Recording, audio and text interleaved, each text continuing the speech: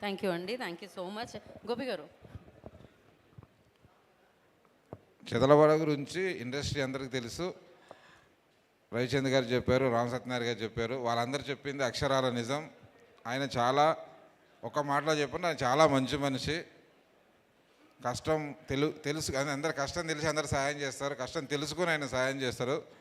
Last corona దగ్గర నుంచి రవిచంద్ నేను ఆయన క్లోజ్గా, రవిచంద్ ద్వారా నేను మళ్ళీ సార్ దగ్గర క్లోజ్ అయ్యాను. అంతకుముందు దూరంగా పరిచయం.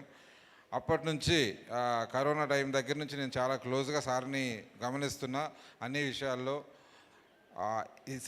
ఇండస్ట్రీలో ఏది జరిగినా ఇండస్ట్రీలో మంచే జరగాలి, ఛాంబర్ ఎలక్షన్ జరిగినా మంచే ఉండాలి, మంచే జరగాలి, మంచోడు గెలవాలి అనే ఉద్దేశంతో ఆయన ఎప్పుడు ఆయన సపోర్ట్ అందరికీ ఉంటుంది. కష్టపడే వాళ్ళకి ఎవరైనా సరే, మేమైనా సరే, ఇంకెవరైనా సరే, కొత్తగా వచ్చే టాలెంట్ కష్టపడే వాళ్ళకి, కష్టంలో ఉన్న వాళ్ళకి సాయం చేస్తుంటాడు. God bless you sir. Very very very happy birthday to you. మీరు నిండు నూరేళ్ళు హాయితో హ్యాపీగా ఉండాలి, అందరికీ సపోర్ట్ చేయాలని మనస్ఫూర్తిగా కోరుకుంటున్నా. ఈ సినిమా గురించి మీ నోట. ఎస్, చదలవాడ శ్రీనివాస్ గారు మాట్లాడతారు ఇప్పుడు.